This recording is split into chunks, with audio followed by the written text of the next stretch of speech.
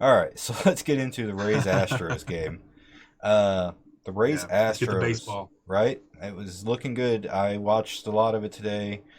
Justin Verlander, now Hmm. third all time in postseason Ks, passing Roger Clemens. I'm gonna pass it over to you and let you tell that fun stat you got that he's got as well. Yeah.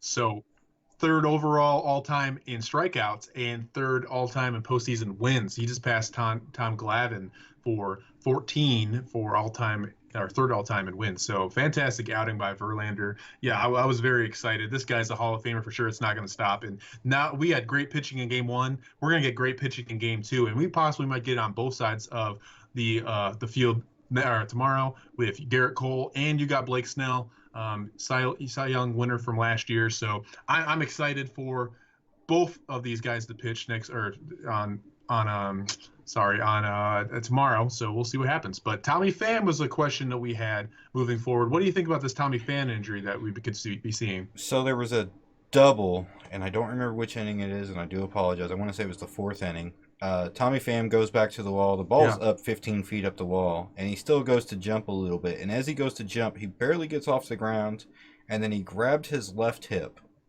And then when asked about it, he took and he waved it off, and then was still continuing to hold his left hip. I'm wondering if that could be a foregoing issue because he was, I believe, 1 for 4 today or 0 for 4 today. He didn't look great. yeah. Can that affect his speed? Can that affect his everything? Base running, batting. Can that affect even his fielding? Because he is their, one of their good fielders out there. He is a leader of this Rays team. So it's going to be a question for sure. Yeah. I want to also bring up Jose Altuve hits a 2-run homer. He put him up 2-0, Beautiful. and then it kind of just went out from there. They put up 6 runs. Everybody just kind of kept contributing. Presley gave up 2 runs in the eighth, and that's not like Presley to give up 2 runs. It was kind of unfamiliar to see that from him, and he was upset that he had gave up the 2 runs. And he left 2 more on. He was responsible for 4, and luckily the guy who came in, he went ahead and closed it out for him.